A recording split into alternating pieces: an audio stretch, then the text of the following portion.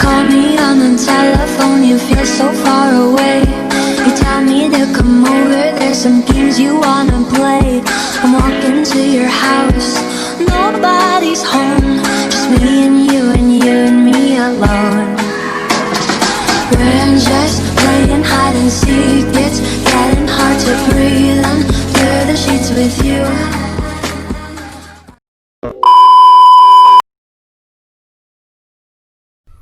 Assalamualaikum. Di sini kami dari kelompok 1 yang beranggotakan Yuniar Nurperdiana, Zahratul Laila Firdaus, Khairatun Khisan Al-Mubarakah, dan Risma Amalia.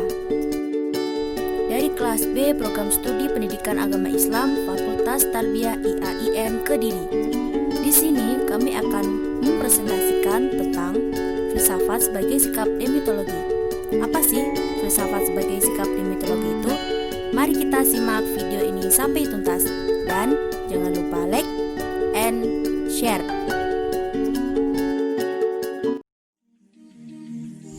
Filsafat. Filsafat merupakan sebuah studi yang membahas segala fenomena yang ada dalam kehidupan dan pemikiran manusia secara kritis dan skeptis dengan mendalami sebab-sebab terkendala, lalu dijabarkan secara teoritis dan mendasar. Sedangkan demetologi merupakan penghapusan mitologi atau memunculkan gejala penciptaan atau kreasi didasarkan atas adanya unsur mistis di dalamnya.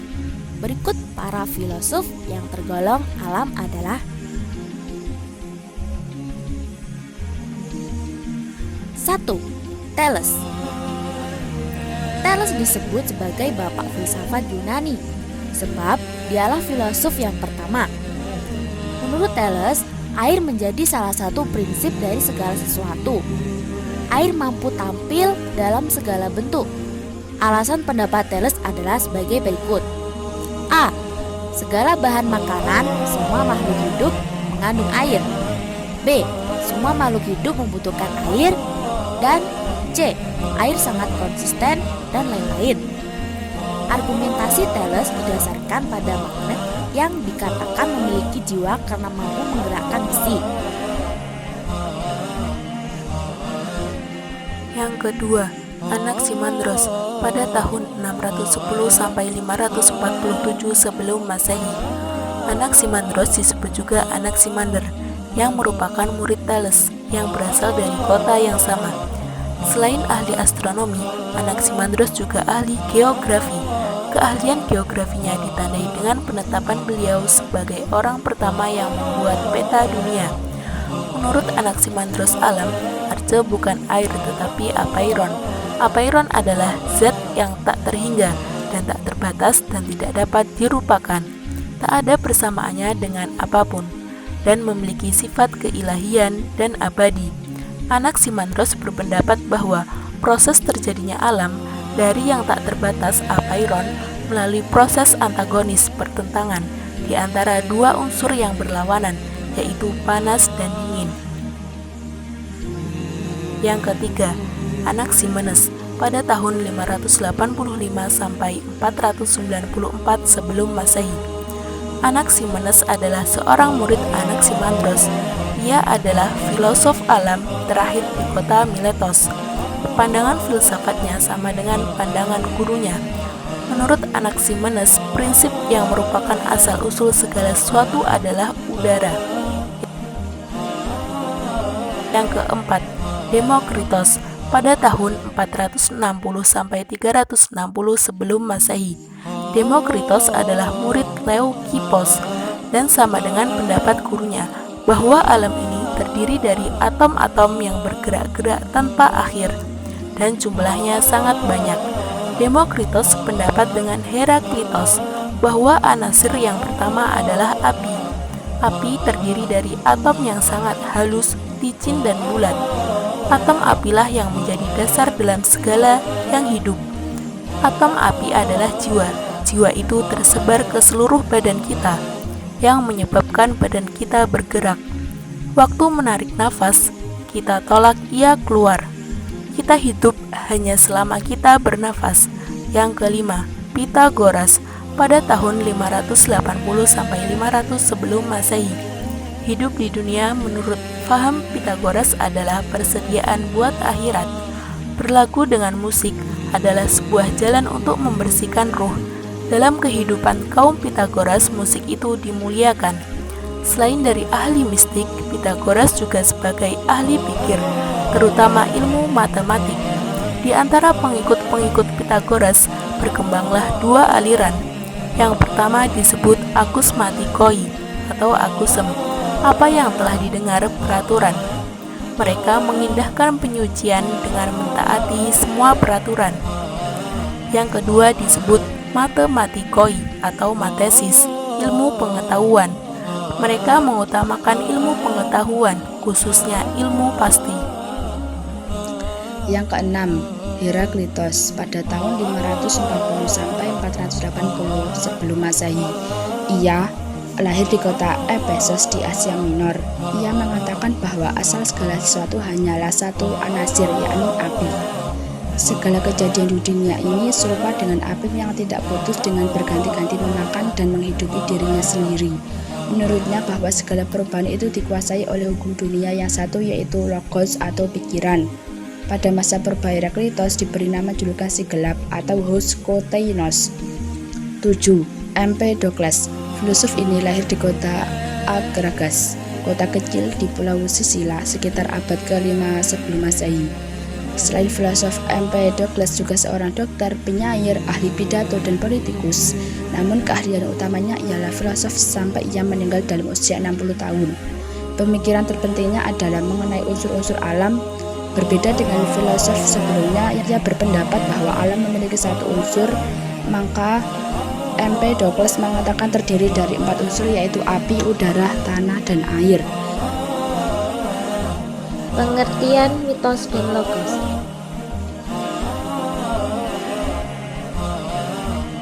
Pada abad ke-6, ketika globalisasi belum ada di seluruh dunia atau especially di Yunani, simultaneously terjadi pergantian cara berpikir dari mitos menjadi logos. Cara berpikir mitos mempunyai beberapa ciri, yaitu imageria, yang bertitik tumpu pada image, citra, atau bentuk. Misalnya, di legenda Tangkuban Perahu, orang-orang zaman dahulu melihat sebuah gunung yang berbentuk seperti perahu terbalik. Kemudian, mereka buatlah cerita yang berkolerasi dengan itu, sehingga terciptalah legenda Tangkuban Perahu. Ciri kedua, yaitu persepsi yang undifferentiated. Semua hal diperlakukan sama dengan manusia, bisa diajak bicara, diminta pertolongan, dan sebagainya. Maka itulah, zaman dahulu terdapat adat-adat seperti tarian hujan, yang mereka menganggap hujan bisa mendengar manusia, atau meminta rezeki dari pohon. Mereka menganggap pohon yang sebenarnya mati, tapi dipercayai bisa memberi. Ciri ketiga, yaitu kultur lisan atau ciri favorit saya, di mana orang-orang memaknai suatu kata dari efek imajinatif atau auranya, bukan makna otentik dari kata itu sendiri. Sebagai contoh, ada gedung-gedung di Indonesia yang dinamai, misalnya Manala Suwana Bakti. Ada artinya kah? Tidak. Namun, kata itu memang punya kesan greatness dan mirip kata Sanskerta yang terkesan tua dan elegan. Manusia kemudian mulai menyadari bahwa segala sesuatu itu haruslah logis dan masuk akal, karena pemakaian akal itu yang membedakan manusia dengan makhluk hidup lainnya. Maka terbentuklah cara berpikir logos. Ciri logos yang pertama adalah konsep yang menjadi pilar dan makna yang denotatif atau dapat dipastikan. Makna haruslah tunggal, tidak seperti mitos yang mempunyai kecenderungan bermakna banyak. Makanya dalam sains, definisi kata itu sangat penting. Ciri kedua, presensi yang spesifik atau differentiation. Semua hal harus dipilah. Manusia adalah manusia, benda mati adalah benda mati, tidak boleh disamakan. Ciri ketiga, yaitu kultur baca tulis.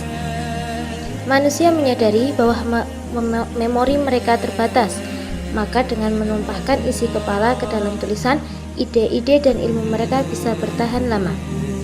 Dari kedua penjelasan di atas, pendeknya, Logos maunya menjelaskan, sedangkan mitos itu melukiskan atau menyentuhkan pada kesadaran. Logos itu bentuknya pasti, sedangkan mitos itu misteri. Masalah dalam mitos dan deep dan misterius tidak bisa diselesaikan segampang logos yang bisa dihitung dan dipastikan. Logos dipakai dengan nalar, sedangkan mitos dengan hati. Logos itu yang menjadikan pesawat yang beratnya bertonton bisa terbang, sedangkan mitos itu tentang mengapa manusia bisa bahagia mendengarkan musik yang indah dan senang melihat lukisan rupawan.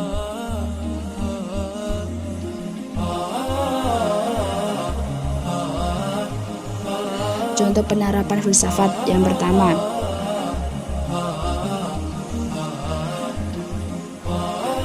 Sebagai seorang pedagang, filsafat seorang pedagang adalah meraih keuntungan sebanyak-banyaknya.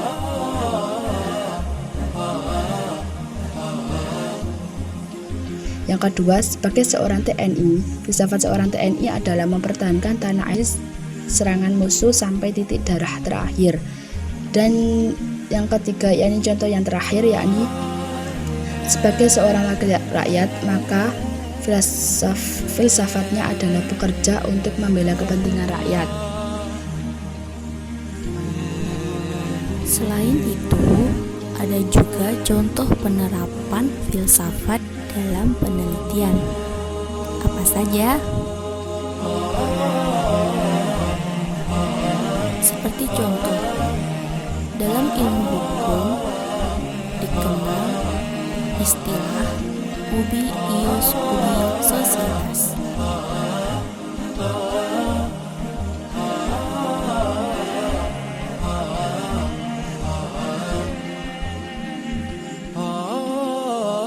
Artinya, di mana ada hukum, di situ pasti ada manusia.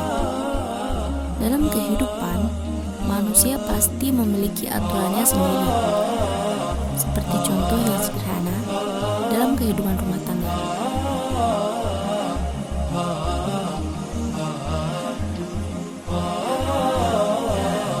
Pasti ada aturan yang mengatur secara alami bagaimana kedudukan seseorang di dalamnya dan apa saja tanggung jawabnya. Itulah filsafat.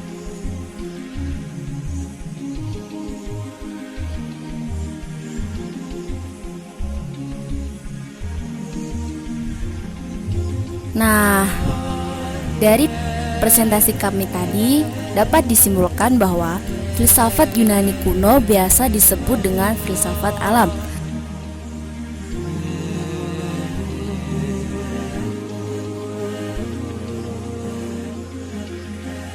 Karena pada periode tersebut ditandai dengan munculnya para ahli pikir alam, di mana arah dan pusat pemikirannya kepada apa yang mereka amati di sekitarnya.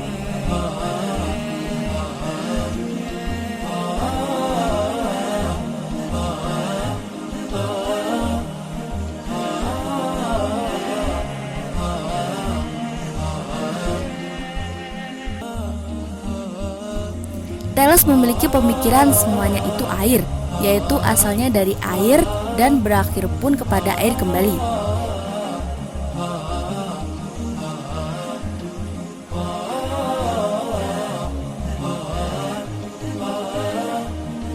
Ia berpendapat demikian karena ia hidup di pesisir laut dan ketika ia ke Mesir, ia melihat penduduk Mesir sangat mengandalkan air. Jadi, air adalah pangkal dari awal mulanya dan kembali ke air.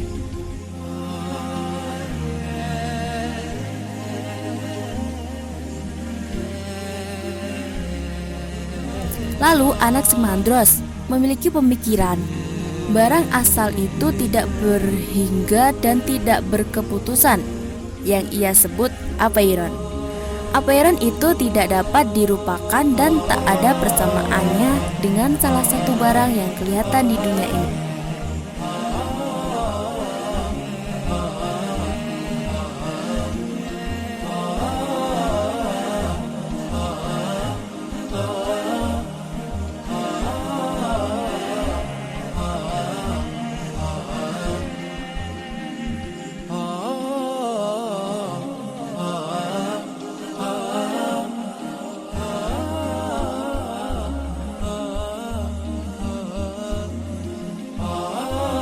Sedangkan Anaximenes memiliki pemikiran yaitu udara. Karena udara yang memalut dunia ini menjadi sebab segala yang hidup. Jika tak ada udara, tak ada yang hidup. Ia berpikir seperti itu mungkin terpengaruh oleh ajaran Anaximandros. Bahasa jiwa itu serupa dengan udara.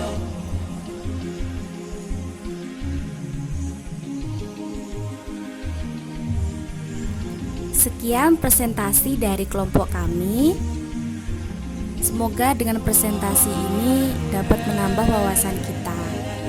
Dan apabila ada tutur kata kami yang kurang berkenan di hati Anda, mohon untuk dimaafkan. Sampai jumpa. Wassalamualaikum warahmatullahi wabarakatuh.